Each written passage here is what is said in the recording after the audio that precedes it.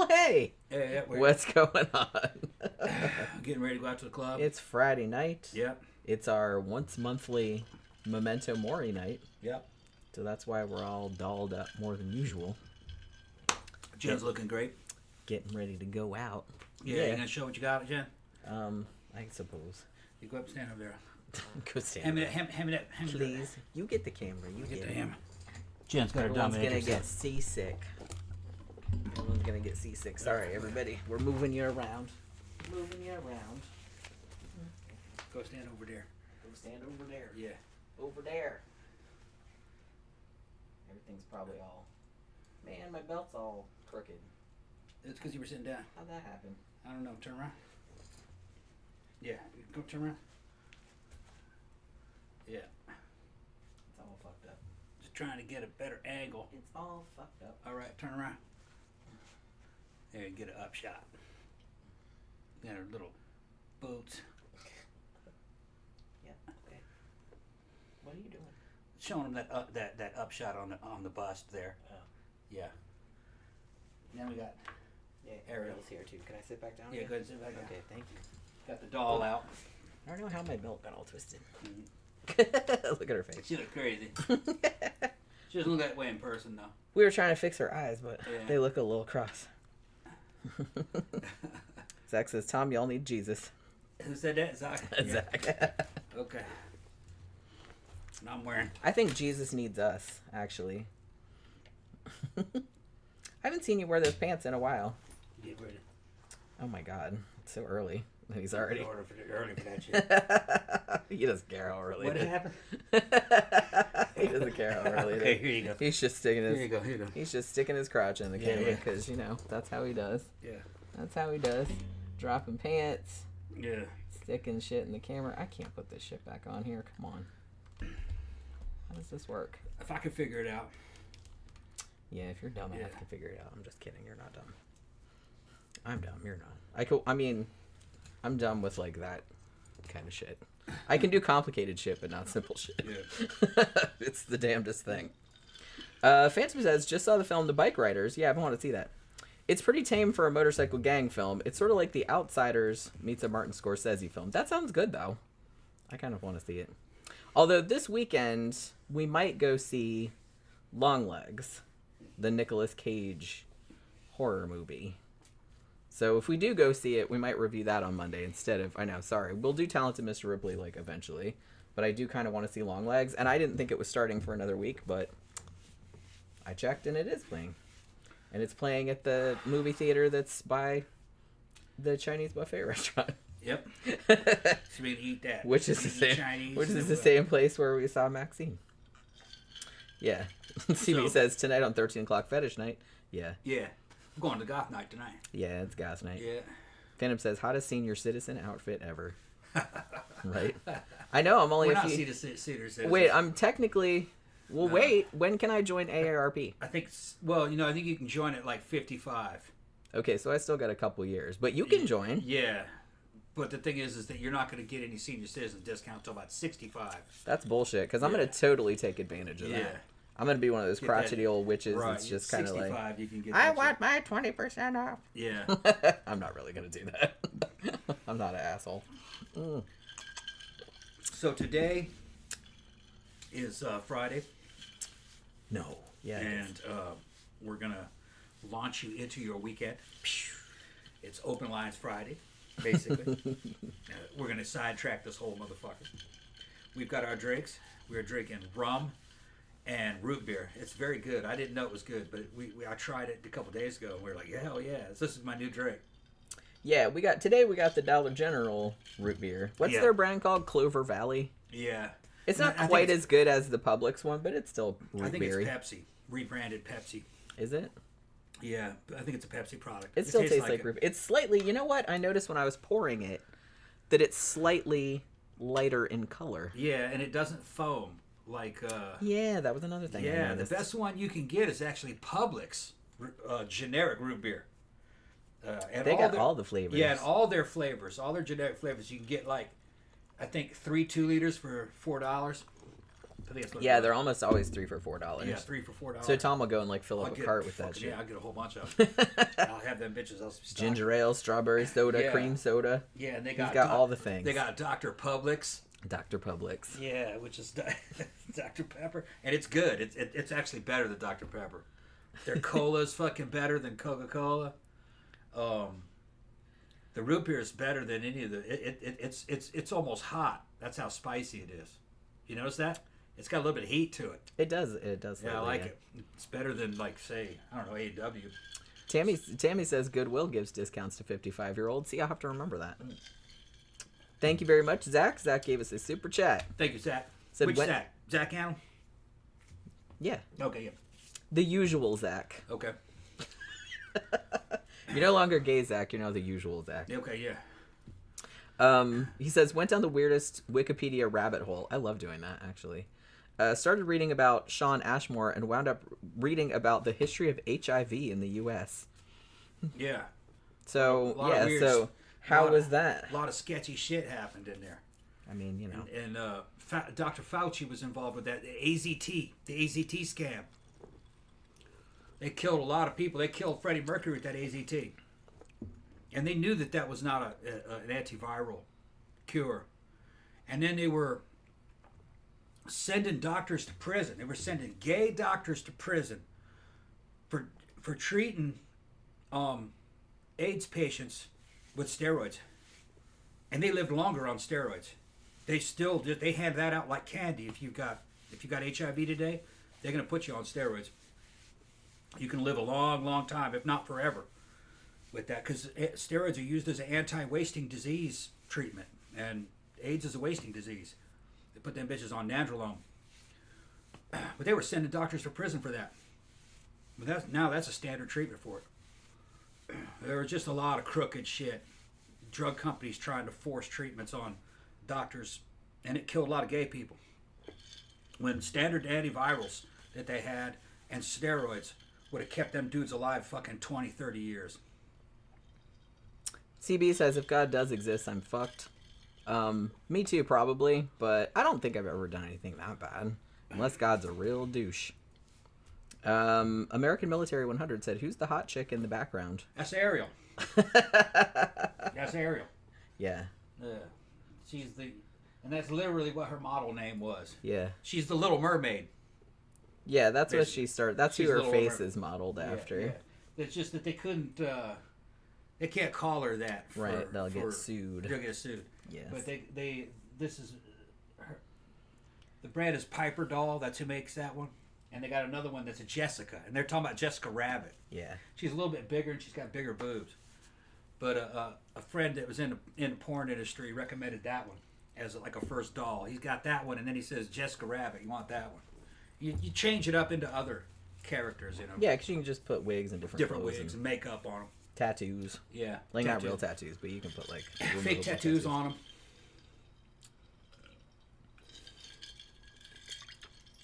Phantom also says Michael Shannon is in the Bike Riders. I didn't know he was in that. I love Michael Shannon. He's awesome.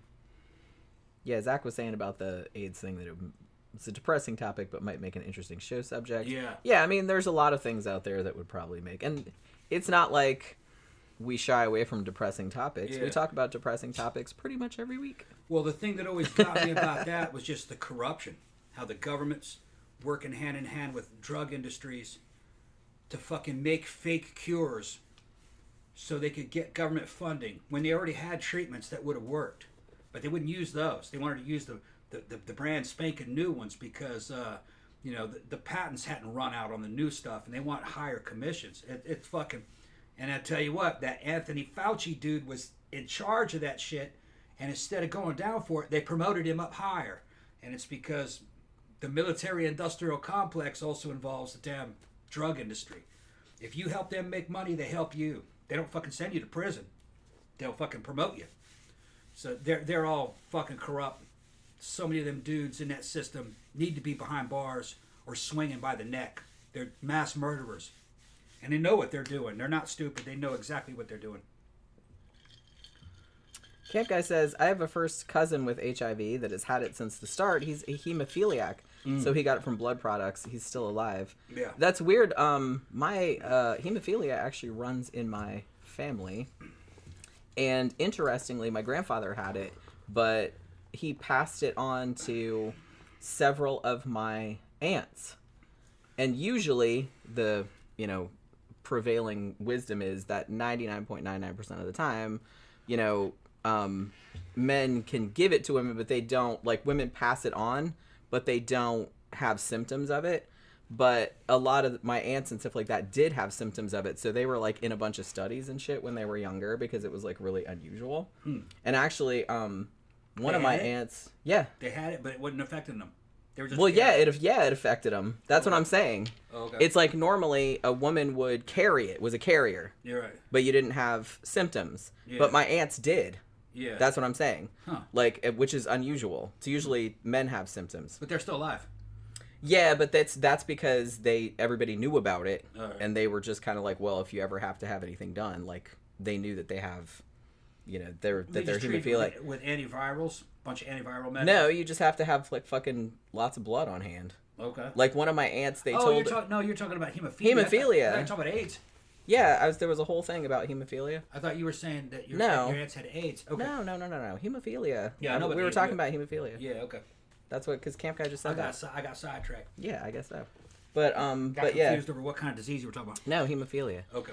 And and it's kind of present in most of the women in my family in greater or lesser degrees. But my two aunts that are twins, they got it the worst. And they actually told them, don't have children. But one of them did, and it was bad. Yeah. Disastrous. Nearly killed her. Yeah. And so she just had one. And then my aunt had a daughter, and she didn't have it, but she gave it to her son. So yeah, I don't like I said, I don't know how my grandfather got it, but my grandfather on my mother's side had it. Yeah, but that's a shame. A lot of them dudes that died in that AIDS epidemic, a lot of them died needlessly. They already had stuff that they could have treated them with. We never would have lost Freddie Mercury and some of the greats like that. They had standard old antivirals. Back in the days, they called it the AIDS cocktail. They would just give them all the antivirals that they had at once, and then do something like put them on nandrolone, which is a steroid. And that's what they did. I think what's his name, Magic Johnson. I think they did that to him. So, and it was like an underground treatment. You had to know a doctor that would help you do that for you. That wasn't the standard treatment. It worked though. They've got even better ones now though than that. But they called it the AIDS cocktail. I think that was early '80s. Yeah, I remember. Yeah, remember that? 80s and 90s, they called it that. Yeah. CB said one of my friends got HIV from bloodletting at a vampire night. Yeah, I guess you could. Shelley Duvall died today, says Hugo. Yeah, I thought I heard something about that. Man, she was kind of in bad shape toward the end. Yeah, she was unrecognizable. Wasn't she? I hadn't listened to her talk or seen any interviews with her or anything like that, but I just remember seeing her a couple years ago. Bridget Fonda was unrecognizable for a long time, but I heard she kind of looks better now. That she had some kids, and you That's right. I remember you showing me that. Yeah, it doesn't even look like the same woman. Yeah, she's not recognizable. Yeah, but I heard she's recognizable now. Yeah, she lost a bunch of weight. Yeah. Evidently, I think she's married to Danny Elfman, isn't she? Yeah, aren't Bridget Fonda and Danny Elfman married? Yeah. I think they've been married a long time. Yeah. If I remember.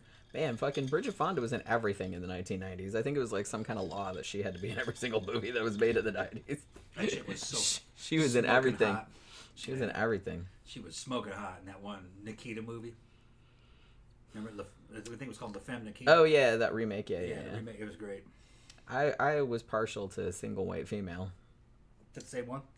No. Yeah, she was No. Single White Female. She was in Single White Female. Oh, okay, I didn't know. Yeah, with Jennifer Jason Leigh.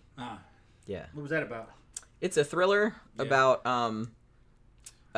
Bridget Fonda plays somebody looking for a roommate, and Jennifer Jason Leigh shows up, and Jennifer Jason Leigh is not real mentally stable. Let's say that.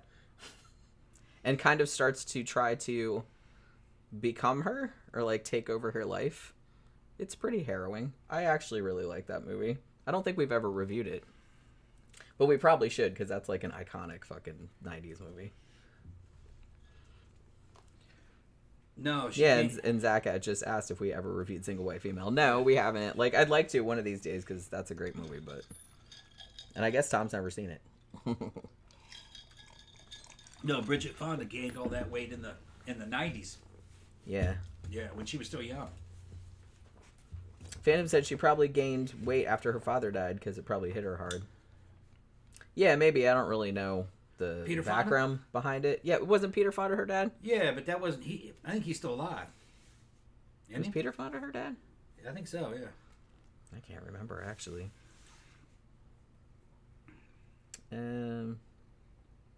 Yeah, Zach said I just remembered Bridget Fonda with that ginger short hairdo in that movie. I always thought it looked cool as fuck. Yeah, and then Jennifer Jason Leigh like copied it, like went to the fucking. And she was like, hey, I got my haircut. You like it? And she's like, whoa, this is fucking weird. Why do you look exactly like me? This is freaking me out. There are just some women that just fucking, for a certain period of time, they just look fantastic, you know, and then they lose it. You know, I guess it's going to happen to anybody. I mean, Kristen Duts, for a while in the Spider-Man era, she was just just cute as fuck. And you see her now, she just looks like a regular woman. She doesn't look bad, but she just... It may have been maybe the way they had her in that Civil War movie. I mean, yeah, because she was in Civil War, and because they were trying to make her look like hardened hard, and yeah. I haven't seen what she looks like just walking around, just dressed up or anything. Yeah, she probably looks pretty good. And she was super cute in Spider-Man. It's hard to believe that was that same little girl from Interview with the Vampire. Yeah, she was great in Interview with the Vampire. Yeah, she was cute then too. Yeah. How old was she? About 11, maybe 12. Yeah, I don't know. How old was she when she went? I think she was a little bit older than that. Like I said, in the book, she was 6, but obviously that was going to be problematic. Yeah, she was not that young. But she was, she obviously wasn't 6 in the movie. So she was more like, I thought she was 12 or 13. But they cast her perfectly. She did look like a little porcelain doll. Yeah, that's what I mean. It's like she fucking killed it in that role. She was fucking great. In the book, she was supposed to look like a little porcelain French doll. Yeah. And that's what she looked like, yeah. Zach says, and doesn't Jennifer like kill a guy with a stiletto in his forehead in that movie or something? Yeah, I was just gonna mention that's like the iconic kill from Single White Female is Jennifer Jason Leigh killing a dude with a stiletto, just like right in the fucking head.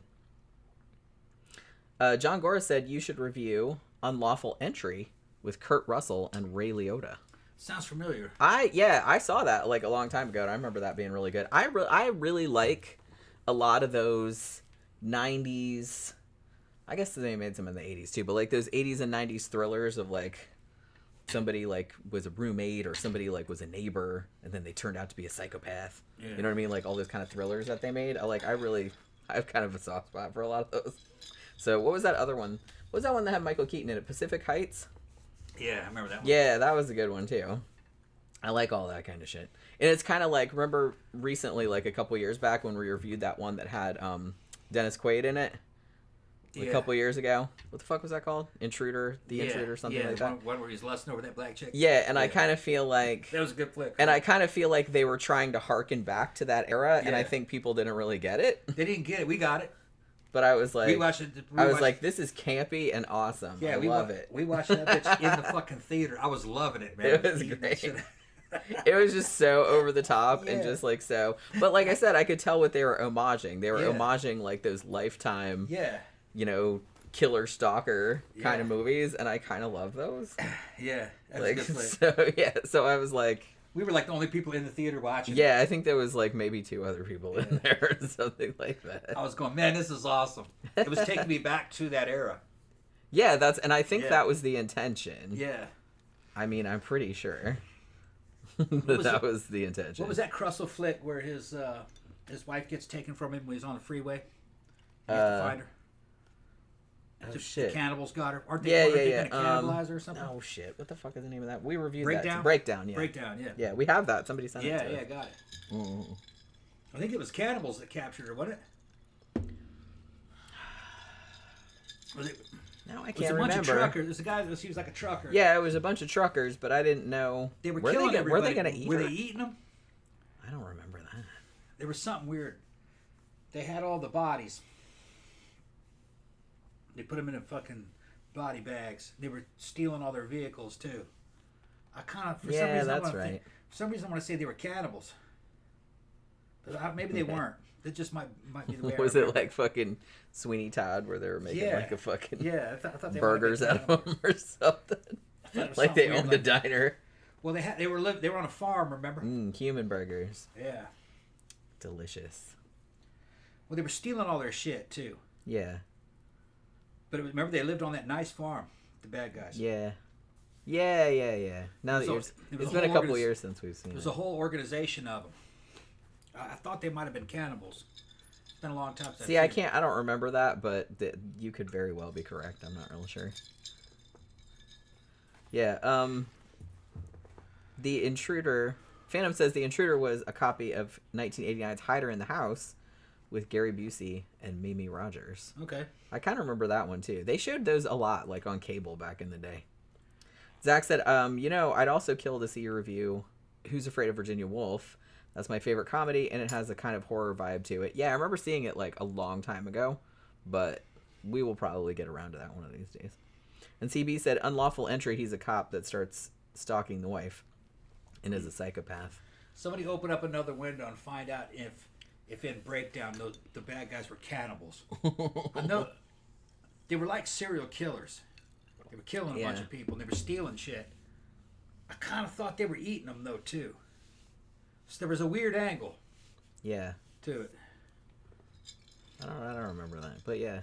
I'm gonna write down. Okay, I gotta write down single white. We got so many movies to do, you guys. Because I still have like 3 that we wrote down the other day, but it was like single white female. I definitely have been wanting to do that for a long time. And Unlawful Entry. Yeah, we'll do that one too. Maybe they weren't eating them. Maybe they're just having sex with them, or something weird. Or alternately, they could be having sex with them and then eating them. Or selling them. Or eating part of them and then having sex with them. There's so many options. There was something weird about it. So many options. I'm going to write down Pacific Heights, too, because I kind of want to see that one again. See, he's talking about the Vagrant Paxton film. Oh, you know what? I don't think I've ever seen that. I like that one Bill Paxton film where they were killing the demons. Frailty, yeah. That's a great fucking movie. Yeah. And that's another thing, people say, oh man, there'll never be any good Christian movies. No, that was a fucking great Christian movie. That was a great Christian movie. Yeah. We did do Frailty. Yeah. We did review it. It was a long time ago, but we absolutely did review that. Yeah, that's the thing. It's like I would consider stuff like The Exorcist. That's kind of a Christian movie. And that's a good movie because Christian, the shit's real, and they're the ones that fixed it. Yeah, you know what I mean. So. Yeah, that was definitely a Christian movie. Yeah. But Christians don't know how to make movie mostly. It is possible to make a good Christian movie. Your average, pure flick Christian, they can't make movies. They don't really have them. They don't have the artistic fucking talent. If it's going to be a Christian movie, it's going to have to be, well, there's a lot of opportunity for horror, and there's a lot of opportunity for post-apocalyptic adventure. Okay, but you have to do it right. Yeah. All right. You have to sell the story. You're not there to sell the Bible. Do you know what I mean? If you're there to sell the Bible, then you're already preaching to the choir. You've got to sell the fucking story. That's what was good about Frailty. This dude was going out and capturing these people and telling his children that, no, this is not I know it looks like a person and they're begging for their life. I got them tied up. That is not a person. That is a demon. And they're like, okay, they're possessed. Crazy person. Yeah. And he's killing these people. And his little kids are like, he's fucking crazy. You know what I mean? And then the older brother starts helping him and shit. And in the end, it turns to you find out later on the reveal is no, they really are demons. Yeah, he was right. He was right all along. Spoiler alert. They weren't. It's an old movie. Yeah. Yeah, he wasn't crazy. They weren't serious. They were demons. He was fucking killing them. He says they're not. He's like, I know this is gonna look bad, but that's not that woman. That is not a lady. That lady's dead. That's a demon in her body. There's no way to get her back, but we got to get this demon out of here. Bill Paxton directed that too. Yeah. Oh, he did? Yeah. That was a fucking great... Did he write it? I don't think he wrote it, but he directed it. But yeah, that's the thing. It's like That's how you make a Christian movie. I want to say, like for a long time, I kind of feel like that movie was underrated. But I think so many people in the horror community have like talked it up and like how underrated it is. So I don't know if it's underrated anymore because I think more people have heard of it. But most of it was dialogue and just tension. Yeah, I mean, it didn't even take place in a. It took place in a house mostly. Yeah. So it was super low budget, but you didn't have that feeling because because the story was good, the writing was really good. Yeah. And you're like, man, this is fucked up. And you think that this guy's a crazy ass serial killer getting his kids involved and shit, with murdering these innocent people who are like begging. Turns out no, they're demons. It's fucking wild. Yeah, it's a great movie. So, like we're saying, like Oracle was saying before, Christian movies don't work if they value doctrine over storytelling. Exactly. That's kind of the ironic thing is like the shit that you see on PureFlix, which I don't have PureFlix. Obviously, I'm not paying for that shit. I'm not encouraging them. We've heard what's on it. But I watch like breakdowns of it. Like I watch shit like making fun of it.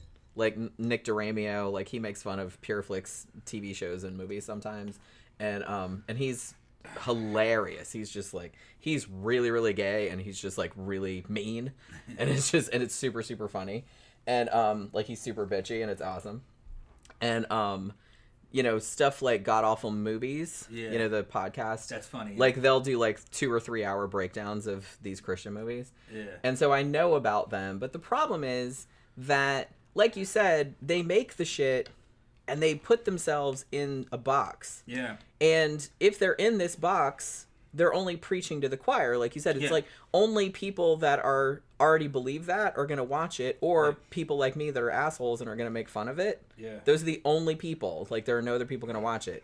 Like if you made something that was just like actually good without smacking people over the head with the message and all this other kind of stuff, then more people would see it. Yeah, in a Christian movie, if you wanted a positive Christian movie, it just has to be a good story, and there has to be kind of like divine intervention has to happen in the story. You don't have to sell scripture. You don't have to sell fucking doctrine. It's just got to be a badass story, and some divine intervention happens. So you're telling a story. You have to assume that the people watching the story are not Christians. So if you want to proselytize Christians, you just got to get them to believe in the supernatural. Yeah. That's the first thing. And get them to believe in divine intervention, that somebody's watching over them. That's really all you have to do. And then some of the characters in there might be Christians. And some of them might be bad Christians. Some of them might be good Christians. There's a bunch of different angles you could do. Yeah. All right? You don't have to beat anybody over the head over it. It's just got to be a good story. And that's not the way they write stories. They write stories like... it's like a committee came in and told them what it is they're going to teach the heathens. But what's funny is that the only people going to be watching this is going to be Christians anyway. So you're not teaching... It's like none of us are going to watch that. You're not spreading any message. Unless we're shitting on it. Right. And not even then. It's like not worth the time. Right. I'll watch somebody else shit on it. I'm not going to watch it. And the Old and New Testament, man, that's a fucking gold mine of material that you can make movies out of. I'm like fucking... One of the greatest movies to ever fucking watch, really, is the one with fucking, I think it's called The Greatest Story Ever Told. No, what was the one? The one with fucking Moses. Yeah, I used to like all those big biblical epics and shit like Moses that. Moses and fucking, what was his name? Who was it? Who played Moses? Fucking Cheston. Yeah, Charlton Heston. And then you had the original Terminator, fucking Yul Brynner playing Pharaoh. That's a great flick. He was so good in that. You could redo that flick. Yul Brynner was kind of hot. Yeah, Yul Brynner. He was actually not kind of hot. He was hot. He was super hot. He was one of the he brought bald as hot. Yeah. He brought that to the and Telly Savalas. Telly Savalas, right? Yeah. Too. Telly Savalas was also hot. They were different kind of dudes, though. Yeah. Brenner was about my size, and he was kind of cut, bald. I don't think he had facial hair most of the time, but in some of the roles he did. Telly was a big dude, big bone Greek, and he had this really gregarious fucking, larger than life fucking. He played a great villain in that James Bond movie. He played Blofeld. Yeah, I liked him. He did a great Blofeld. He was as good as James Bond in that movie. Yeah, I think he was the best Yeah. part of that movie, I thought. Yeah, until he was a man's man too in real life. They said he was just fun to be around and was just fucking real a macho. You know, he'd go out and shoot guns and fish and fucking smoke cigars and fucking drink. Oh yeah, baby, who loves you, baby? Like, he's just one of those kind of guys. Get in the car, everybody. Come on, let's go. He's one of those. Let's go party. Yeah, let's go to the casino. Yeah, I'd love to go party with Sally Savalas. Back in the day. Yeah, that would have been super fun. Here, you need some money? Here, hold on. There you go. There's some money for you. Go ahead. Roll off. He's one of those guys. Yeah. Who loves you? Yeah. Jeffy Hart says PureFlix movies are really just sermons meant to preach to an audience that already agrees with the creators, often telling one-sided arguments. Yeah, it's like, and even stuff that wasn't made by PureFlix, which is really, really cringy if you've never like seen it. I've seen like clips of them and stuff, but you have like these weird Christian movies that actually did okay and like got limited theatrical releases, like God's Not Dead and all that kind of stuff. And it's like, you watch them and it's just, they're so cringe. It's just, they're so like black and white. Like every single atheist character, every single liberal character is like is evil incarnate. Yeah. And it's just kind of like they don't have any redeeming qualities. They're just horrible assholes. They believe crazy shit that nobody in real life actually believes. And it's just kind of like, it's just so obvious that's what they're doing. But I guess that people watching that movie like already of that mindset, and they're just like, oh yeah, absolutely, you know what I mean? One of the best Christian movies is also a Jewish movie, and that's Darren Aronofsky's fucking Noah. Yeah, somebody mentioned that. Yeah, that's just fucking right out of the fucking Book of Jubilees and fucking Genesis, you know, right out of that book. That's what it would look like, you know. Great fucking storytelling. Like I said before, to Janice said, man, with CG, you should be able to make a badass movie about the Book of Revelations. Yeah, imagine that. I'm amazed nobody has done that. Yeah, I would watch it. Yeah, the stars falling from the sky. The stars falling from the sky. I don't believe it's real. And then 1/3 of the stars fall in the ocean and kill all the fish. You could actually show actual stars falling out of the sky, landing in the ocean. And they're not the size of fucking suns or anything. They're only like about 3 inches in diameter. And they're falling into the water and killing the fish. And you have angels fucking blowing trumpets and shit. And seals being broken and scrolls being read. Like I said, turn that into a straight fucking horror movie. That would be great. Yeah. It'd be like a Godzilla movie. Like the imagery of it would be amazing. Yeah. And it'd be like something you take LSD and watch it and it would just fucking scare the shit out of you. Yeah. Yeah. See, I'd be down with that. Like I said, I don't believe any of that shit's real, but holy crap, I love horror movies. Material. I love horror movies. It's like, I'll watch shit about all kind of shit I don't believe in. I don't believe in vampires and werewolves and all that kind of shit either. I think I would make that movie almost kind of like a semi-documentary. You know how they did like fucking Late Great Planet Earth and fucking, remember those old fucking... like Hexan? Zachariah Sitchin movies and shit, right. You know? I would... have it like you're going to go see the Book of Revelations and it just tells you the Book of Revelation and what it says in the imagery. It's like, yep, that's what's in there, you guys. We're not making it up. Yeah, and it's announcing the shit. Somebody had some good drugs back then. Yeah. Because, man, I couldn't think of some of that stuff that's in there. The beast being cast into the fire along with the dragon into the lake of fire. Yeah.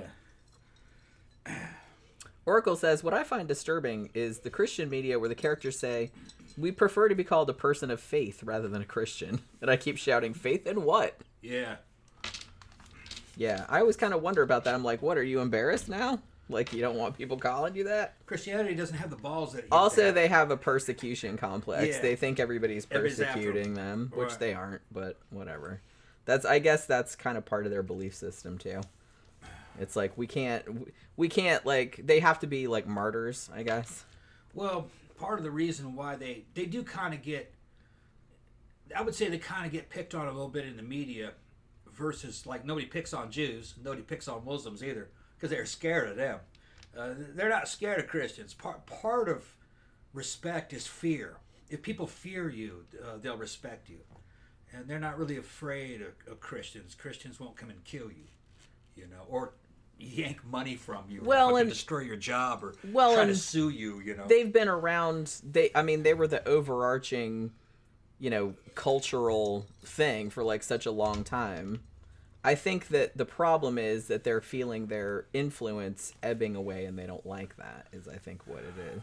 Well, Christianity was never monolithic. No, I know that. I'm just There's a saying big that. difference between the Catholics and the Russian Orthodox and the Greek Orthodox and the Egyptian Coptics, and then the Baptists and the Protestant churches. They were all very different and had different religions, and they had different strengths and weaknesses, and they had different sins. You know what I mean? Like the Baptists and the Protestants, they didn't do the Inquisition. You know what I mean? So you can't blame them for the Inquisition. You know, so it's just shit like that. When somebody attacks Christians, it tends to be a blanket attack, as if they're all the same. When Christianity is fucking very different, you know. Well, that's kind of why I just like to attack religion as a whole, because I don't like the whole idea of like believing in shit that you can't prove. I think that causes a lot of problems. Doesn't bother me. I like mythology, and it doesn't bother me in general. Like, people can believe what they want, but when they start trying to like encroach on other people's shit, then it starts to bother me. Well, yeah, it can get annoying. Yeah. To have somebody who believes something and they try to get you to believe it, or to get you to stop what you're doing because what you're doing, they don't like it. They don't like what you're doing. Yeah. Because it's against the Bible or whatever. Like I said, that's the issue I have with it. People can believe whatever the fuck they want. I don't care. That's not just Christianity. That's religion. No, that's what I mean. In general. That's what I'm saying. It's like, I just pick on Christians more than anybody because they're kind of the majority, so you know, it's easier to pick on them. And they're the most visible in like whining about stuff. So, in general. Phantom says Wizard of Oz is the greatest film ever made. I mean, I'm not gonna argue with that. Wizard of Oz is a great fucking movie. I don't know if that's the greatest. I've seen it a million times. I kind of think the greatest film ever made would probably be Raiders of the Lost Ark. Hard to beat that one. See, I don't even know if I could pick, honestly, because, and I know that's kind of a cop out, but when people are like, "What's the greatest movie ever?" I'm like, how the fuck can you even choose? How can you choose? Because it's like there's a million different genres. You know, The Wizard of Oz and Raiders of the Lost Ark are two completely different kinds of movies. I watched a young guy in his 20s and an old dude in his 60s from Pakistan watch Raiders of the Lost Ark, and they were blown away at the end of it. And the old man says, "This is the best movie." I love those channels. There's a couple channels like that. And the young guy was like, "Yeah, this is, I think, the best movie I've ever seen." We're like villagers from like Pakistan or something like that. Yeah. They make them watch movies. They don't make them watch movies, but they let them watch movies and then they comment about them. Yeah, and they had seen a bunch of Western movies. And they were blown away by them all, including like Terminator and fucking. Yeah, they show them the good shit. They show them good shit. They don't show them crappy stuff. But way deep into it, they show them Raiders of the Lost Ark, and the old man, he's about in his 60s, and I can do his tone, but he doesn't speak English, and he goes, "I don't know what to say." He says, "I'm kind of speechless," and he goes, "I think this is the best movie I've ever seen," and the young guy's going, "Yeah, this is the best movie." I mean, I'm not going to argue. They're like everything about it. That's a pretty fucking. And they were like, and the guy was going, the music, the way it goes, the way the characters are, Indiana Jones, the whole and where they went all over the whole world. He had Muslim friends and Christian friends, and he was they liked that. They loved that shit, yeah. He had Muslim friends, and fucking they saw the power of God at the end. That blew. Yeah, they thought that was cool too. Oh yeah, and see, you could argue Raiders of the Lost Ark is a Christian movie too because the Ark movie and a Christian movie. I mean, because like the Ark of the Covenant was real. It worked. It worked. It had the power of God in it. Yeah. Right. Yeah. So see, and that's one of the best movies ever made. Yeah. No one's complaining about that. Well, you could say Spielberg's Jewish. It's a Jewish tale. It is, yeah. But it's Old Testament, so Christians have that too. So, but yeah, it's crossover. Islam too. They would probably recognize the Ark of the Covenant. I don't know if that's any of their stories, but I know who Moses is. Yeah. So there's a lot of crossover in that Abrahamic religion. They don't have the exact same stories. They have their own versions of those stories. Right. But I don't know if they have the story of Exodus but they probably know of them. Zach asked earlier if that he would like to see like a movie like The Exorcist but from a Jewish perspective.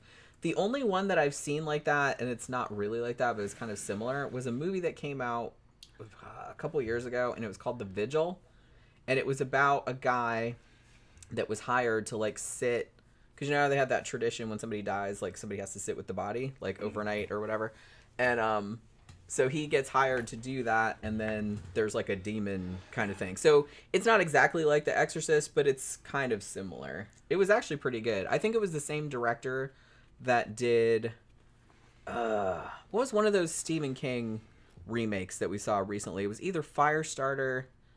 I think it was the Firestarter remake. I think it was the same director that did the Firestarter remake, but I could be totally wrong about that. But yeah, he made a movie called The Vigil that was kind of like a Jewish possession-ish kind of movie, sort of. The Dybbuk It's box pretty good. is a Jewish horror. Yeah. Well, that was okay. So the movie wasn't called The Dybbuk Box.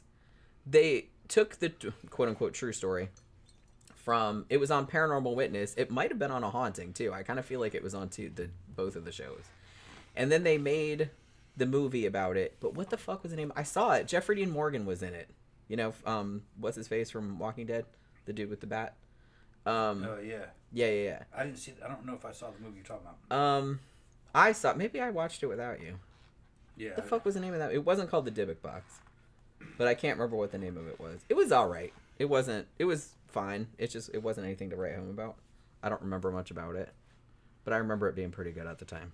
That's all I could say about it. I don't even remember if I reviewed it or not, but I did watch it. John Gora said, best pro-life movie ever was George Romero's There's Always Vanilla. I've heard of that, but I still have not seen that. I'll get around to it eventually. Funny considering he was such a liberal, still as always his Catholicism strangely comes through. Yeah, I found that with people that were raised Catholic in particular, and I've known a lot of people that were raised Catholic, it really never leaves them. And like a lot of people get out of it later on because there was, oh, I'm a lapsed Catholic, or, you know, they don't really do the shit anymore.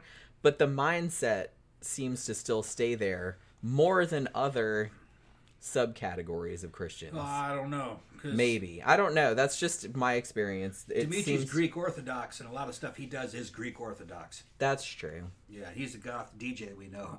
Yeah. And he's Greek. He's a Greek American. And he was raised Greek Orthodox, and a lot of stuff he does comes from Greek Orthodoxy. And I don't think he realizes it. Well, yeah, when you were raised like that, Yeah. you don't really... I only noticed it because I was not raised in a particular religion, and I wasn't raised in a real religious environment.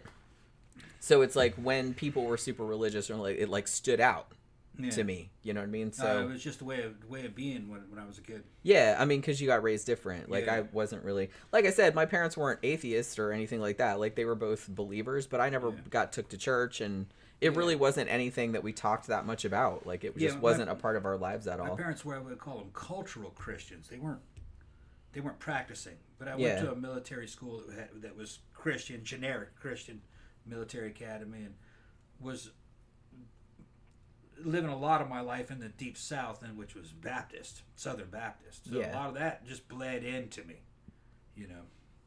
And really, you know, I like the Southern Baptists out of them all because they're fucking wild. There is no real orthodoxy to Southern Baptist, and Southern Baptism. The Southern Baptists are basically, it's basically a demon possession cult. Basically, the whole idea is casting out demons and fighting Satan on the earth. If you got to fight Satan, all that shit about, you know what I mean, stopping the devil in rock and roll music and shit. That's all a Baptist concept. It is, yeah. That there's a war here on this planet against the forces of evil. Islam would call them jihadis, really, probably jihadis. Yeah, I could see that. Yeah, because they seem to genuinely believe that everything that's there's a war that's a little bit fun or a little bit naughty or something like that is demons, and it's tempting you. Yeah, and it must be to fight it, quashed. Fight it. Yeah, you got to stop it at every opportunity. Yeah, but there's no real rule book either.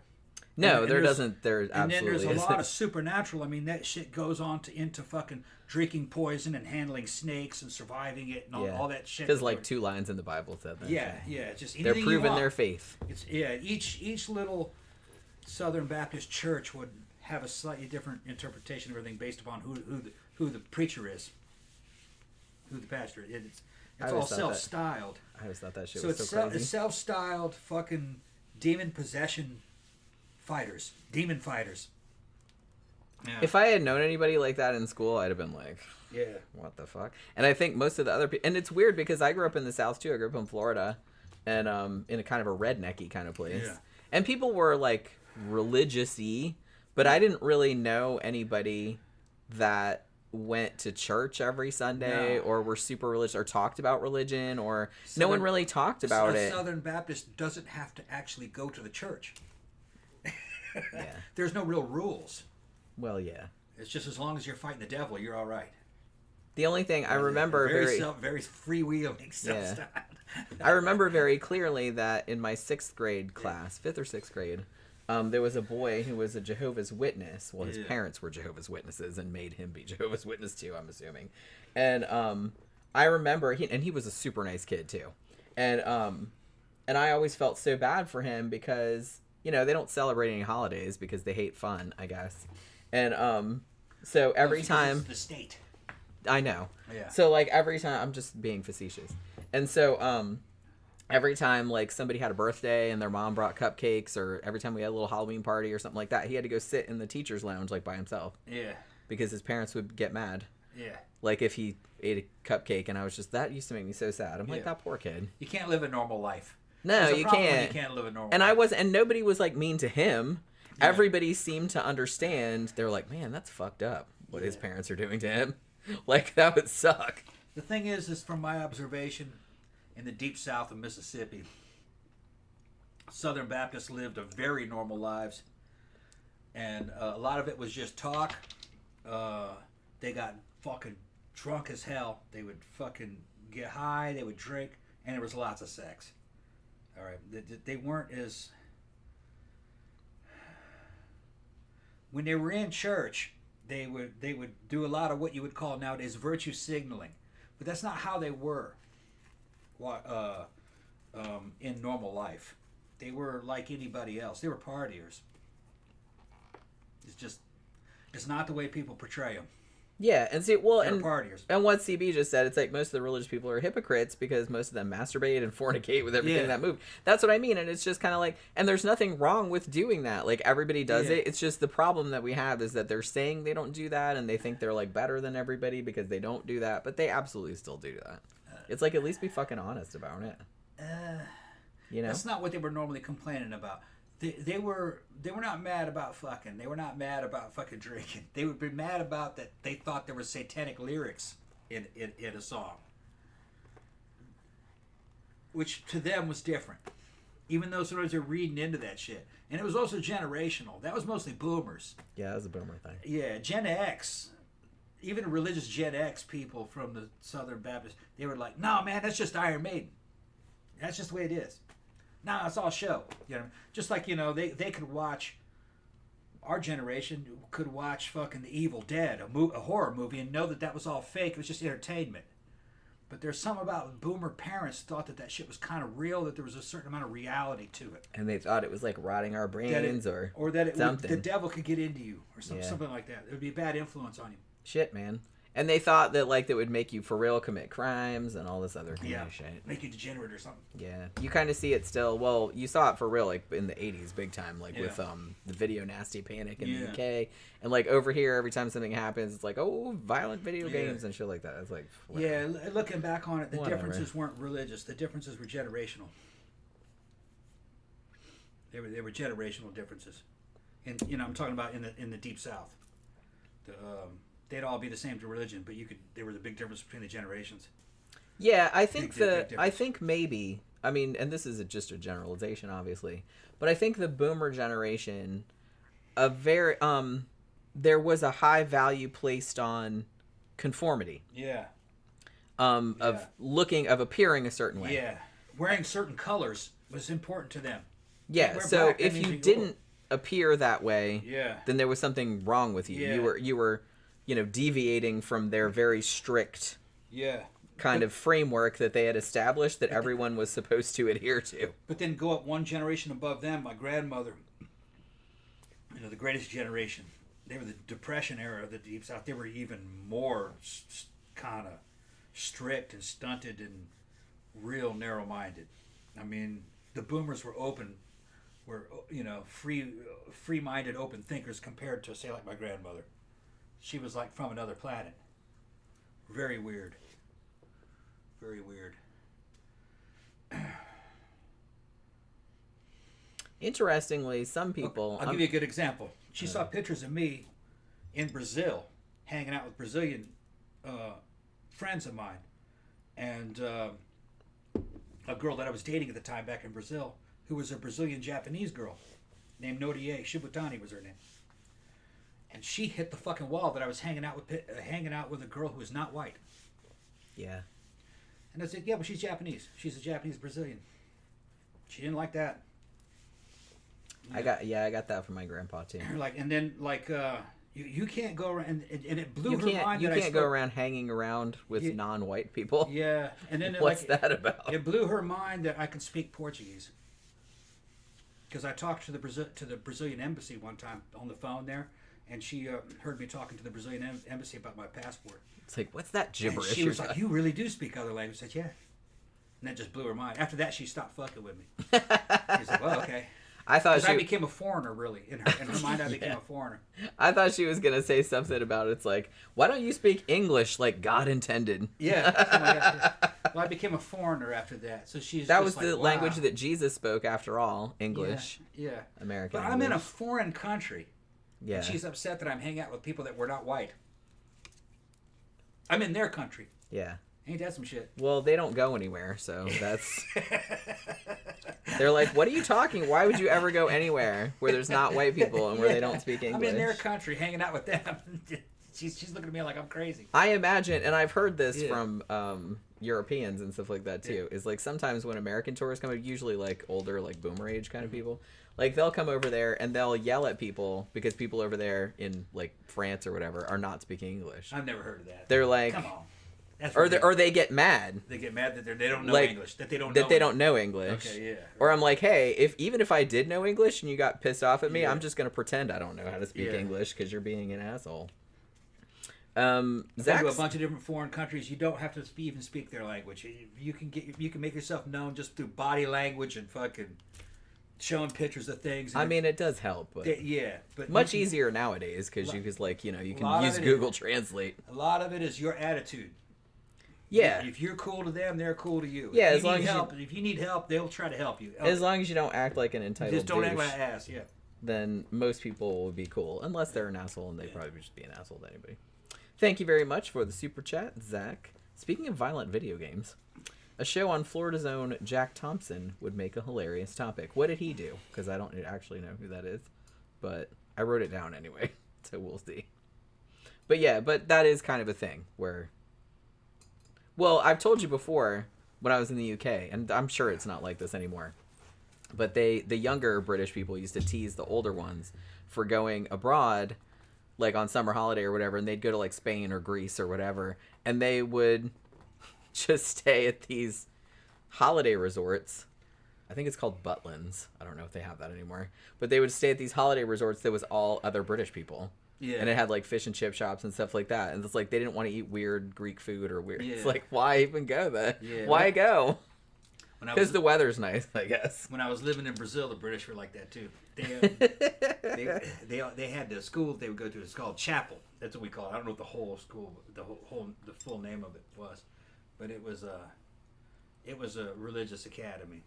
But the kids that were there were not. They were just British. And they weren't very religious, but they had nuns in there. I don't know if it was Catholic or if it was Church of England. I don't know. I went there for a little. The guy who lived in my apartment complex, him and his little brother went to school there. It was high school and middle school. I guess they had elementary too. His name was Tom Riley. So Tom took me there to their little school festival of some sort. I don't remember. But he's introduced me to all his friends. He goes, hey, this is my friend. He lives in my complex. He's an American. And they were tripping out over my accent and shit. And I was down on a little soccer field one time, and this little girl ran up to me. Cutest little thing. She's probably about 7 or 8. And she came up and she says, I heard that you're from America, this and that. She's going and talking about 1,000,000 miles an hour. And I said, And I said, I really like your accent. And she fucking giggled and fucking jumped up and down. I said, where are you from? And she goes, I'm from Wales. And I was like, they do have pretty accents. I said, I've never heard of that accent. And she fucking giggled and fucking ran off. Just funny, you know. Funny shit that was happening at the school. That'd have been funnier if she said, I don't have an accent, you have an accent. Yeah. Well, that's kind of what she was talking about. Right. Basically what she was talking about, I had an accent. And I said, I like your accent. That's really cool. And she goes, ah! I fucking run. And then she came back and says, where are you from? She goes, I'm from Wales. I always like the Welsh accent. It's very musical. Yeah.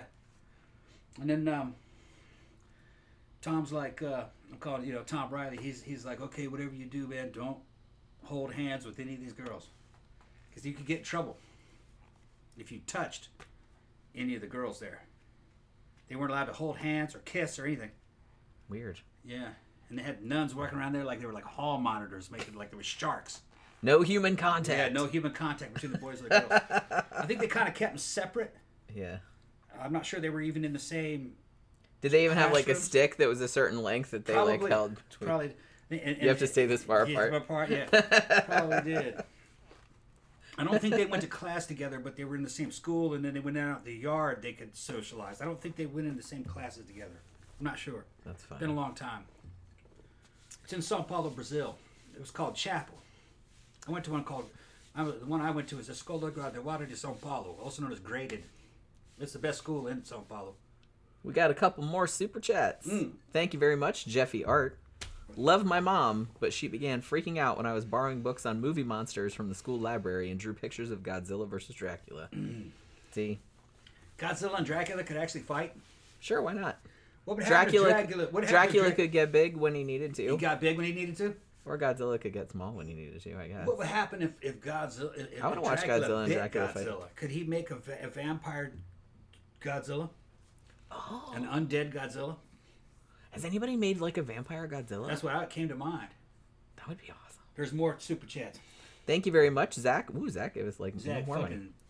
Oh, he's talking about Jack Thompson, who I asked about before. He was an anti-game activist, blamed them for corrupting kids, went after Rockstar a ton of times, hated rap music, targeted Howard Stern, got disbarred for abusing the legal system for his bullshit. Oh, that sounds really entertaining. We probably should do a show about this douchebag. Holy shit. I'm not going to drink anymore because I got to drive. Well, I might have one more because we still got like an hour before we got to go anywhere. And I don't have to drive. No, we're leaving it. We're shutting the show off at 9. Oh, okay. Yeah. Yeah, Tammy says, keep room for Jesus between you and the other person. That's right. Yeah. Leaving room for Jesus. John Gora said, I watched Bonnie and Clyde versus Dracula recently. I've heard of that, but I haven't seen it yet. Surprisingly good. Huh. A lot of those movies I've found, like, aside from the outlandish titles, like, sometimes you're like, oh my god, really? This can't be any good. But then you watch it, you're like, you know what? That was actually kind of decent. People actually, like, worked on that and cared about it. Like, you wouldn't think that from the premise or whatever, but I'm gonna have to watch that. But now I'm kind of, like, wondering about Vampire Godzilla. I just pictured it like Godzilla being like super huge and Dracula being like super small, and then Godzilla would just pick him up and like throw him in his mouth like a party shrimp. And, and then that was the end of the movie. So that was about all I thought of. But I mean, I guess Dracula could just like bite him on the toe or something, and maybe it would turn him into a vampire. I don't know. Oh, Jeff Yard said, I believe there are vampire kaiju. I mean, I would be surprised if there weren't. Everything's been thought of. You know, everything. Jeff Yard says he thinks there's vampire kaiju. Think there's what? Vampire kaiju. Oh, are they? Like, yeah. Like, but is that how they became vampire kaiju? By Dracula biting them on the toe? Speaking of vampires, I found this novel that I'm reading. I'll probably put a review of it up. Either this weekend or next week sometime. I'm not done with it yet.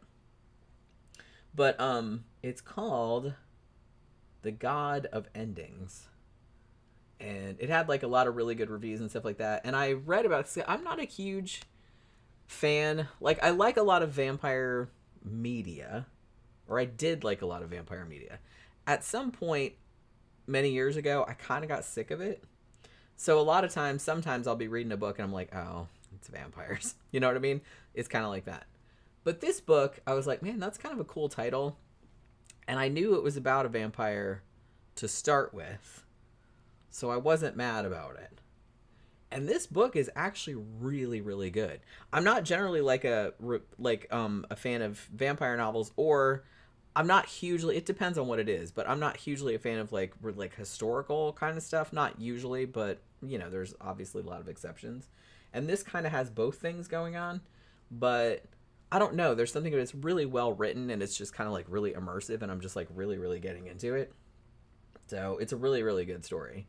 It kind of is like, it's kind of like the main character is a vampire, and it's set like she's talking in the present day, which is 1984, and then she's talking about her past. You know what I mean? Like all this stuff that happened leading up to that, like when she was turned into a vampire in the 18th century, the 17th century. I can't remember what century it was, but like a long time ago. And so there's like stuff that happened in her life, like her going through World War II and stuff like that. But it's like, it's really, really cool. I'm getting really into it. I'm about 75% of the way through. But yeah. Zach says that, yeah, talking about Jack Thompson. In 2008, he was permanently disbarred by the Supreme Court of Florida for inappropriate conduct, including making false statements to tribunals and disparaging and humiliating litigants. Who was this? The guy that Zach was talking about. Yeah, we'll have to do... we've done a couple shows about the Satanic Panic, and I think I did a show a long time ago about the Video Nasty brouhaha, which I was always like really fascinated with.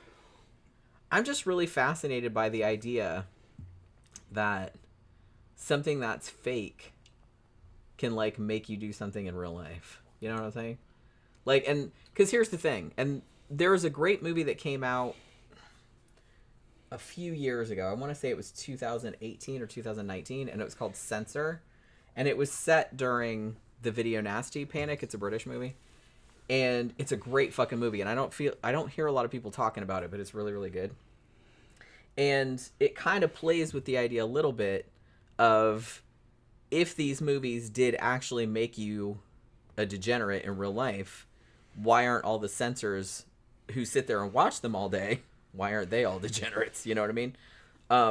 Like, they think they're better than everybody. There's like, they can resist it, right? And like, and so it kind of goes into and kind of like lampoons that a little bit, like low key.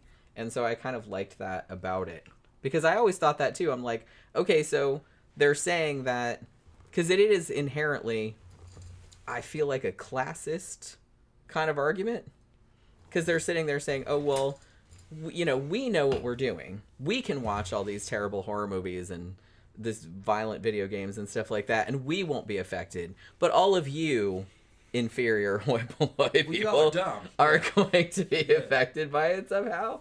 And it's just like, I feel like, well, that was the same attitude going all the way back to the 20s and 30s with the fucking Hays Code. All right, that's the same thing. We can't let these people see this shit's too sexy. They'll become degenerate. Yeah, they're just going to be running around and raping people. Right. That's not going to happen. Well, could have been what they were worried about is what was happening in Germany, you know, during the Weimar Republic. Anything went. There were no standards at all, and fucking the shit. I mean, they went pretty degenerate. Right. You do have to have standards. Yeah. I'm not saying you can just like anything goes, obviously. Because if you go back and actually look at what was happening in Germany around that time, the economy would just collapse down to nothing. Civilization was just fucking. There were no rules. Prostitution was fucking just, man, mother-daughter prostitution, teams and fucking children. You could do anything there, and you don't want to live in a world where that is happening. No, where anything can happen. No, you know? Like I said, I'm all for people doing shit that doesn't hurt anybody and everybody's consenting adults and stuff like that. But obviously, be adults and they got to be consenting. Yeah, I mean, obviously there are limits. You can't just do whatever the fuck you want. Right. You know what I mean? No one's advocating that unless they're a psychopath. They got people that do. But Yeah. well, like I said, unless Yeah. they're a psychopath. Yeah. No normal people are advocating anything like that. High Desert said, Panos Cosmatos is doing a vampire movie called Flesh of the Gods. Don't know if it's a space vampires, but I hope so. I've liked all of his previous movies, so I will watch that, even though it's a vampire movie. Vampire sci-fi, somebody's talking about. Can we mention Life Force? Yeah, great flick. That movie has aged very well. I remember when it came out, and my cousin, he was little at the time. Now he's a grown man. He's like, dude, you see Life Force? He would always... I'd go over to his house and get ready to go to the fucking clubs and shit down in New Orleans. He'd always ask me about, did you see Life Force? And I said, no, I didn't see that one yet. Did you see Species? No, I didn't see that one yet. And then looking back on it, he was always asking me about, did you see the one with the naked chick? The one with the naked chick. The one with the naked chick in it, yeah. Because both of those are very specifically yeah. And he's like, have a lot of nudity. Yeah, and he's like fucking 10 the first time he asks, and then the second time he's asking about fucking Species. He's probably about 13, maybe 14, something like that. Oh my god, he's probably jerking it so hard. Yeah, he's did you see that one? Did you see that one? It says not. Oh, you'd like that one. Yeah. I kind of feel like, Life Force. What was her name? Matilda May. Yeah. It was in that, and she was naked for like 85% of that movie. Yeah, but come on. She's pretty, but she's skinny. She was a dancer, yeah, I she's believe. Kind of skinny. Yeah, she fit the gestalt of the time, I guess. I really like that movie. I kind of feel like a lot. Movie. Again, I feel like it's another one that was didn't seem sexual to me though. It kind of wasn't. She wasn't really doing anything sexual. She was just kind of walking around. Yeah. She just didn't. She was an alien vampire, so spoiler alert. So it was supposed to be even more wilder originally. Yeah, that's Tobe Hooper, right? I think Tobe Hooper directed that. What was it? Spaceships that looked like coffins, or did they look like crosses? Yeah. There was going to be all kinds of cool vampires. Yeah, they were going to do, but they couldn't afford to do it. In the end. I remember Species having a more sexual tone to it. Well, yeah, because wasn't she trying to impregnate herself with male sperm, human male sperm? Which should have been easy. I don't know why that was such a problem. I haven't seen that yet. Yeah. And it was Natasha Henstridge, so it's like I don't really see why she would have. And I think she started off as a little girl, and she grew to adulthood like in a few days, in a day. We should probably review that movie too. At some I haven't seen it in point. a long time. I haven't seen it in a long time either. And then there's a sequel to it. I don't know if it's any good. There is, yeah. I think I saw that too, but I don't really remember it. Basically, all I remember is her being naked most of the time and and trying to impregnate herself. Yeah. I don't remember what happened at the end. She was a female predator. Yeah, essentially. Female sexual predator. You couldn't resist. She's too fucking gorgeous. And you get her pregnant, and then a monster pops out of her. And I think it killed you if you had sex with her, didn't it? I think she killed you. Oh, maybe, yeah. Maybe it was like a It was like a praying mantis. like a praying mantis situation, yeah. Like she'd eat your head off or something. I don't remember exactly what it was. That'd have been cool. It wasn't a free ride. No. She's like, thanks for the sperm. I think she killed you. Yeah. Bit your fucking head off, just like a fucking. See, you reboot one that of those shit fucking today, lollipops. You reboot that shit today. One is not going to be enough. She's going to have to fucking have sex with a whole bunch of dudes to get pregnant. Yeah. That way you have a lot of different scenes. Yeah. Right? And it ends with she's trying to get pregnant in this fucking gangbang. Well, yeah. Where it's like 30 dudes. Yeah, she starts this fucking whole gangbang happening on her. Well, see, you could justify it. And she turns into you could justify it by saying that her uterus was like multifaceted. It was like a honeycomb. Yeah, and so she needed one for each. Yeah, and it rotates. Yeah, it's like a revolver. So she needed one for each section. Chink, chink, chink. Because she needed to have like a litter. She needs a whole bunch of different dudes. Right. So then all of a sudden she gives birth to fucking millions. Millions of fucking offspring. Ooh. That'd be pretty fucking cool. Them all running out of there. Yeah, they run out like a clown car. They come out like miniature adults. They're actually running. They're fucking parting the walls and fucking running. And they got clothes on. That's the best part of it. They run. That would be really funny. And as they run, they get bigger. They get bigger, and then fucking. Not gonna lie, I'd watch 50 yards down, and they're full grown. That'd be pretty cool. I'd fucking make that shit crazy. I mean, stand back, as well. Let me make these movies. I'll have the fucking theater fucking full. And that shit would be not PC at all. I'll come up with some wild shit. John Gora said that's what female cats do. Yeah, that's true. I was actually going to bring that up. Oh, they're carrying more than one male in them? Well, yeah. That's why they look different colors? That's why a litter, it's like Yeah. sometimes the kittens don't look the same because they're not all the Different same. fathers, yeah. Father. Yeah.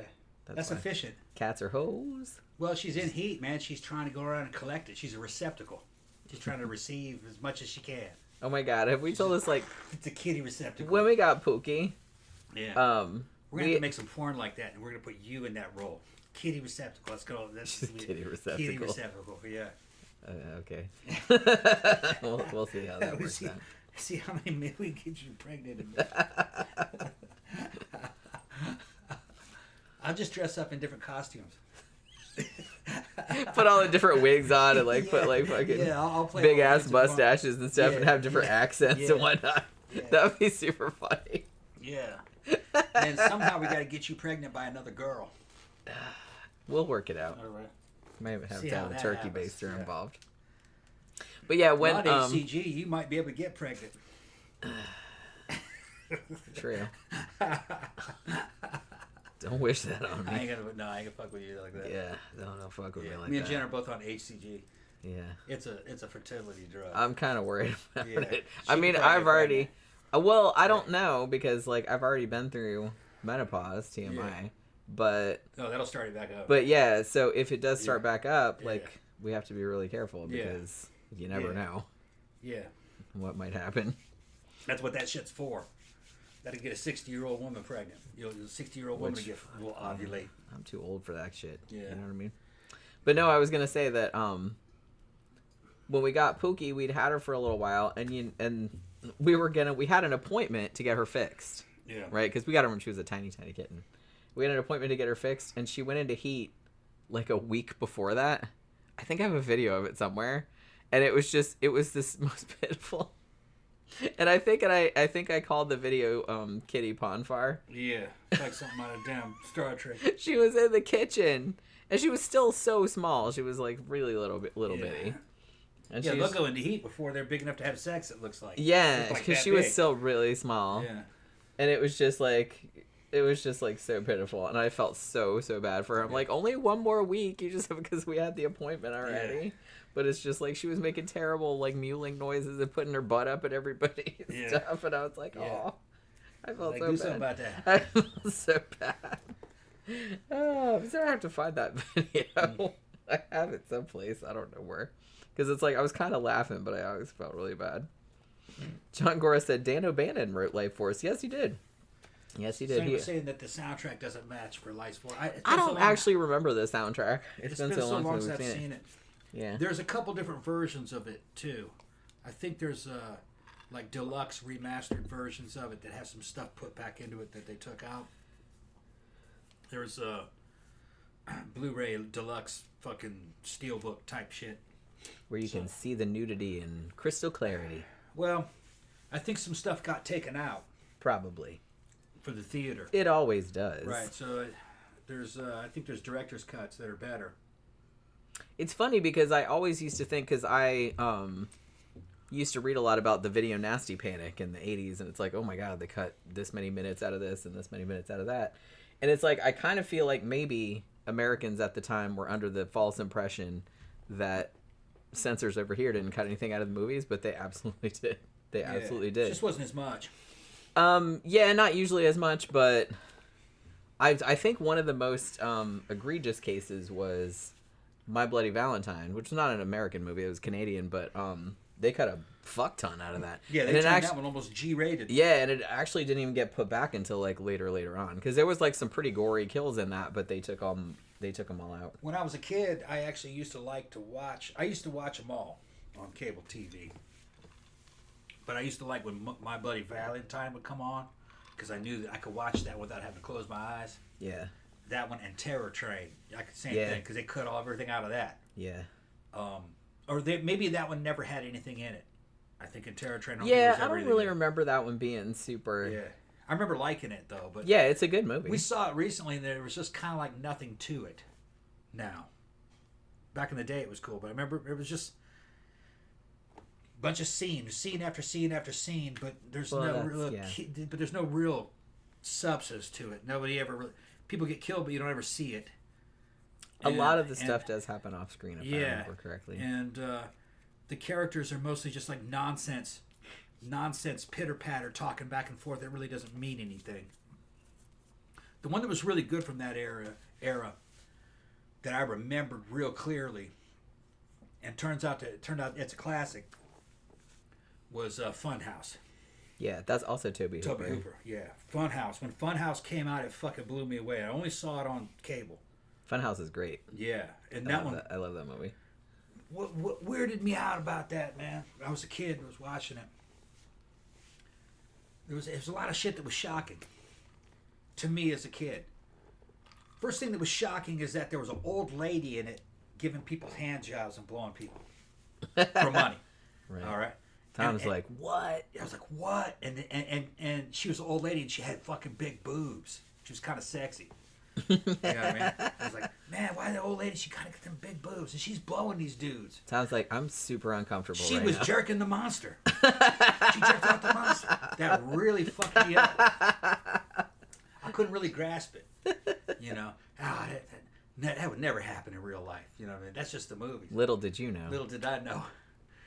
But then what's funny is I saw those scenes as an adult, and she's not that old, and she's actually kind of a good-looking woman. Yeah.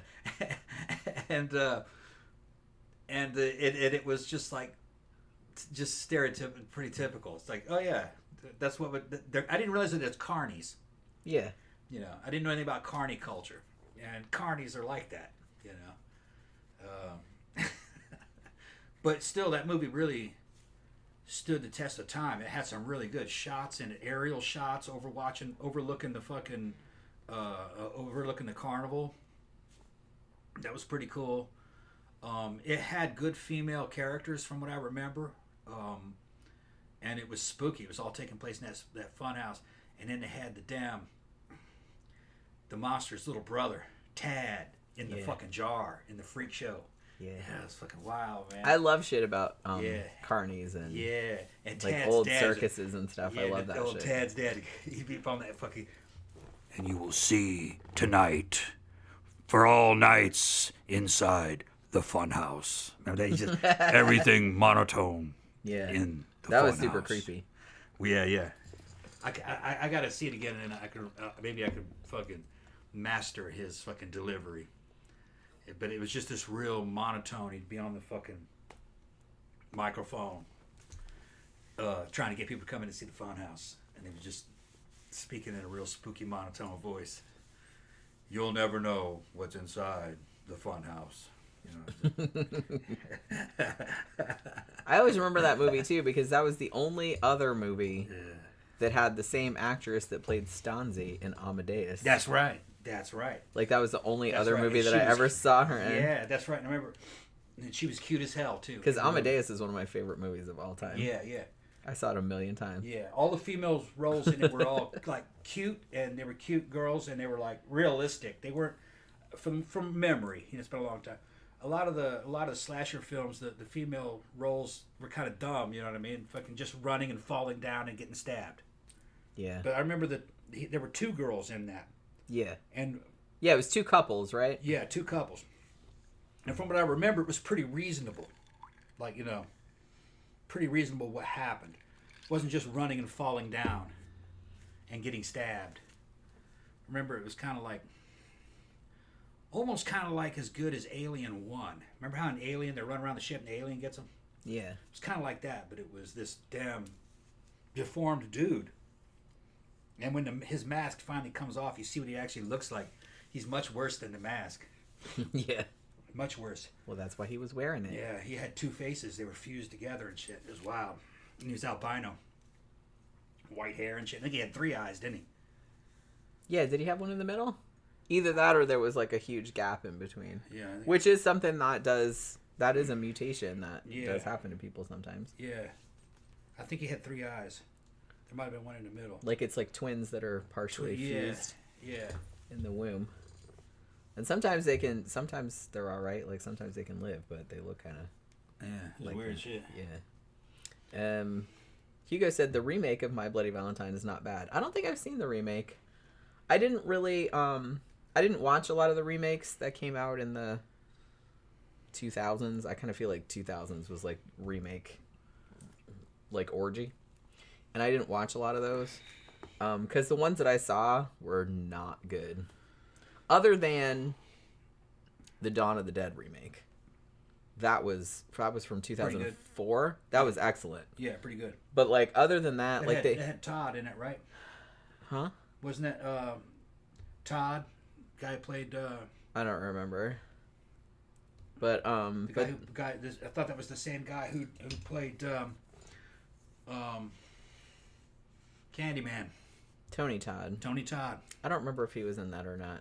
Night of the Living Dead is what I'm thinking of. Yeah, and that was from 1990. Yeah, he was. Tom Savini directed that. Yeah, that was. I was talking about the Dawn of the Dead remake from 2004. Dawn of the Dead remake. Which I don't know if you've seen it or not. You might not have seen it. Is that the one where I saw it in the theater. They were trapped in two different buildings, and the guy was in the gun store, and he was sent, and he was couldn't talk to him, so he was showing him pictures. Yeah, I think so. Yeah. Yeah. I think so. It's been. I have to see it again. It's been a long. I remember that being good, but like I did watch the Friday the 13th remake, and that was terrible. And then I think the worst of all the remakes, the one that pissed me off the most, was The Haunting from 1999, which was a remake of Robert Wise's The Haunting from 1963, which of course was an adaptation of The Haunting of Hill House by Shirley Jackson, which came out in 1959. And the 1999 version, it had Liam Neeson in it, Lily Taylor was in it, Catherine Zeta-Jones was in it. Who's that other dude with the funny nose? I can't remember what his name is. Nose. Yeah, you'd know who you'd recognize him probably. But they were in it, and it's like I went and saw that at the theater. I knew that I probably shouldn't. I was just like, this is probably just gonna make me mad, but I went to see it anyway because I was curious, and I think that might be one of only a handful of movies that I've ever wanted to. I didn't walk out. But the whole time I was like, what? I was like, they missed the whole fucking point of the book. They missed the whole... Because the original movie, The Haunting, is from 1963, is one of my favorite horror films of all time. And the book, The Haunting of Hill House, one of my favorite... It's probably my favorite haunted house novel of all time. It's amazing. But the original movie was so good because it's scary, but it doesn't show anything. Like, it's all suggestion. And that's really, really hard to do. The 1999 one, they're like, let's just CGI everything. Let's make this bed turn into a big fucking spider. Let's have all this. It's like, it was such bullshit. And I was just kind of like, are we really doing this right now? Like, there's all kind of fucking CGI ghosts flying everywhere and stuff. And I was just like, oh my God, I just can't. It was so bad. So bad. Some people like it. Some people defend it. I'm not shitting on you if you do. But I hated that movie. Hated it. I still hate it. And honestly, I even tried to give it another chance, like a few years back. I'm like, maybe I was too hard on it, you know? Like, that was a long time ago. And I watched it again, I'm like, nope, it still sucks. I still hate it. It still made me mad. Ving Rhames is what Joseph Green said.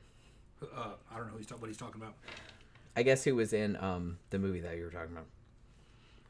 What movie? Well, probably... No, I was talking about the one with Tony Todd. Mm. That was the... but that was a Night of the Living Dead remake, like I said. Yeah. But that was from 1990, the Tom Savini version. That was a good movie. Which actually, it's not bad. I even liked... They changed the ending, and I still liked it.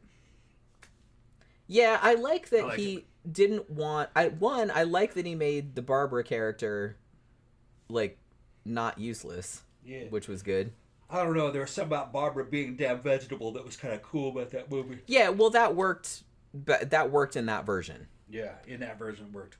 But I think that Tom Savini wanted to do something different. He wanted like a more proactive main character, perhaps. Making Barbara helpless fucking helped the guy that one lead. What was his name? Who's the black guy? What name did they call him? Fucking name that character.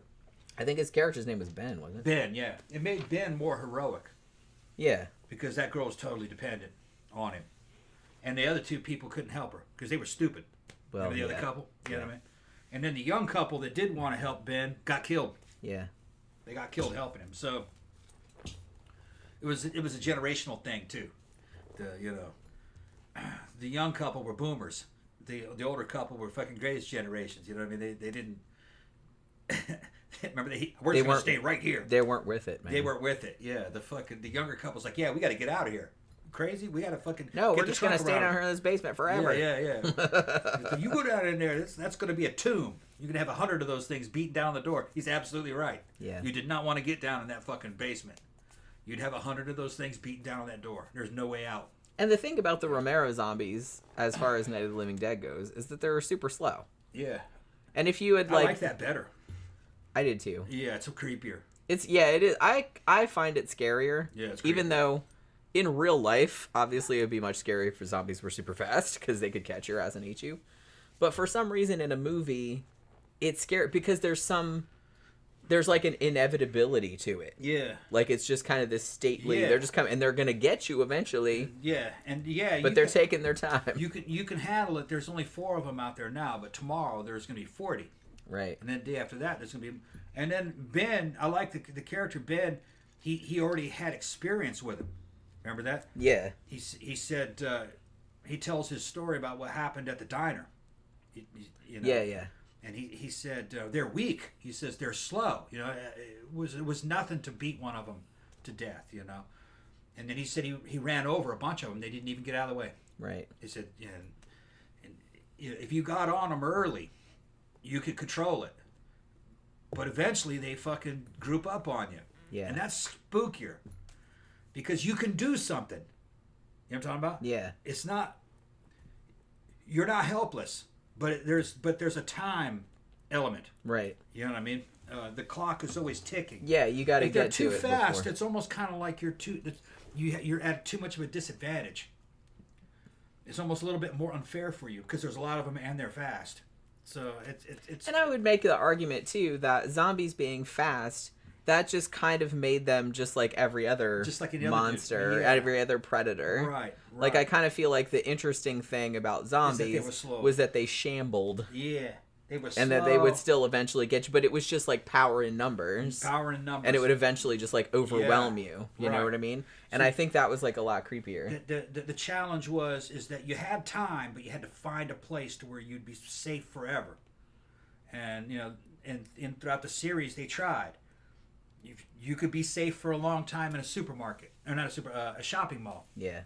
But not forever. A bunch of bikers came and let them in. Yeah. Some other guys were safe down in a nuclear missile silo, but not forever.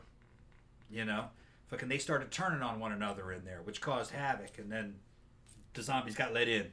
Yeah. So that was the threat. It was a slower threat. Like you're fighting an ocean of them. Yeah, and like I said, I think it's scarier that there's more like an existential inevitability to it because there'll eventually be so many of them because every time they kill somebody, that becomes a zombie too. So their numbers are increasing, and so you can't really fight it. And you got time to think about it. That too. They're sitting around and kind of living in a little bit of luxury, you know, knowing that outside there's millions of them. Yeah. And Phantom also makes the point, and this is a good point too. Fast zombies don't make any sense because the decaying body would fall right apart if they tried to move quickly. Yeah, exactly. That's kind of the thing too. As far as I can see, in George Romero's, they don't decay. They're dead, but they're alive. They're the living dead. They didn't look rotten at all. Well, and they some had been of dead them, a long time. Some of them looked rotten, but they might have looked rotten when they woke back up. Maybe, yeah. You know. I don't think they rotted at all. Which is they just kind of turned blue. Yeah. And it went real slow. It didn't go. I kind of feel like... And then I liked the hokey explanation through the television set. That it might have had something to do with the radiation that came out on that satellite. Yeah. You know, they weren't sure, but maybe. And I just thought that was a really cool, like, 60s way of trying to explain what this was. You know? And then, like, the chaos that they're showing on television. You know, people fucking from different government agencies fighting over it. And it was great, man. For a low-budget flick, you couldn't get any better than that. And fucking Romero didn't even fucking register the movie correctly, so he didn't have rights to it. It was in the... Which is so sad. Yeah, he never didn't make any money on it because... Nah, it's in the public domain. It was in the public domain. He didn't register it right. But man, that was one of the most influential movies ever made. Yeah. Like, no question. Evidently, that was a huge movie. had a lot of pull in the African American communities because it didn't have any copyrights. So what they would do is they would play that at the midnight movies, and it was rated R, but they let the little kids in there anyway. And I've seen interviews with them. They would play that shit every fucking Saturday or after midnight, and all the kids would go down there and watch that movie, and they fucking loved it. And it was like, for a lot of African Americans, that was their introduction to horror movies. Yep. And it was because the movie was ahead of its time. It had a black lead, and he's the hero. Yeah, which you didn't see. But you didn't see that back then. And he beat up a white dude, and the white dude was wrong. Yeah. And, so you didn't see that either. You didn't see that a lot. And and he's the hero, and he tries to save a white woman. Yeah. You know what I mean? And fucking and he's a good guy. So, and it's a fucking scary ass fucking movie. And little kids were watching it, and they just never forgot it. It's a classic flick. And what's funny is that character Ben is kind of like Ripley from Alien. They were cast by accident. Ripley wasn't supposed to be a female. It was just a generic character, and then they said, "Yeah, okay, we'll make her a female." Yeah, I don't think any of the characters were gendered. Yeah, and they just had names. Right. And Ben was black because that particular actor was the best actor Romero had, so he just gave him the role of Ben. And he was that's what he said. He said he wasn't trying to make a statement or nothing like that. He's like, he was just a friend of mine, and he was the best actor, so yeah, we put him in the lead. Yeah, because there wasn't any politics. It was a meritocracy. That was the best actor he had, so he gave him the lead. That was unusual in the fucking 60s, because it was all market researching. You know what I mean? Well, they were just making it in fucking Pittsburgh, you know? Yeah, right. Like, well, the audience is mostly white, so we're going to put a white guy in there. Yeah, so, but shit, I think fucking that would have flown in a lot of other movies if it was a black lead. If the writing's good. See, the writing's got to be good. Yeah. It can't be generic bullshit. And that's a great fucking premise for an apocalyptic movie. It's the end of the world, the dead are rising. Fucking no, man. All the fucking normal rules, that's off the fucking table. It's only the fucking best are going to make it through this. You know, color's not going to matter. It's just going to be whoever's the best at doing shit. Which they kind of showed that in the first, 3 seasons of The Walking Dead was like that. I was going to say that I think The Walking Dead is actually the only... And I haven't seen, a lot of zombie media because I kind of got sick of that too. But yeah. I feel like Walking Dead was the only show that actually showed the zombies, rotting as it went on. As it went on, right. They were getting, less and less feisty as time went on. Yeah, and the Romero zombies didn't seem to decay. Yeah, I don't really know, because he made a bunch of movies, obviously, after that, but it's I'm not really sure what he did. They got smarter, that's for sure. Yeah. As time went on. They started learning. Yeah. Joseph Green says Ving Rhames was in the Dawn of the Dead remake. Yeah, that's right. And Tony Todd was in the Night of the Living Dead remake. Also the same guy that played Candyman. Yeah. Jeff Harrod said Owen Wilson, that's right. The guy with funny nose. The other guy in The Haunting. Yeah, spoiler things don't go... He was the guy that died... Didn't he get hit by that big thing in the chimney? The massive chimney that had the big bell thing in it? I thought that smushed him or something. Okay, well, it's 9 o'clock, Jen. All right, well, okay. Let me see. Okay, Jeff Harrod said, I believe there's a line in Day of the Dead that the decomposition slowed down significantly and the dead could take decades to rot. Yeah, I'm sure they had some kind of explanation for it, because otherwise, their legs and arms would be falling off and just be well, they're no threat. They're just gonna lay there. They're still alive, but they're all fucking rotten and stuff. And then High Desert says, well, the 28 Days Later zombies aren't actually zombies. Yeah, I do like to point that out. They're people affected by a virus. Yeah, that's the thing about... I mean, I guess... Generally, you could say 28 Days Later is a zombie movie. It's not really a zombie movie because they're not technically zombies. They're not dead people. They're living people that have the rage virus. So, not really zombies. But zombie-esque, I guess. All right, so I guess we're going to wrap it up. Going out to the goth night tonight. So, hopefully you guys have enjoyed this show this evening. We enjoyed hanging out with you guys. Thank you for hanging out with us. Thank you for all your super chats. And we'll see you guys again on Monday. We'll probably be reviewing Longlegs if we go see it tomorrow. But otherwise, it'd probably be Talented Mr. Ripley. So it'll be one of those two movies. We'll figure out what it is later. So yeah, have a good night. Have a good weekend. And we'll see you guys again on Monday. Good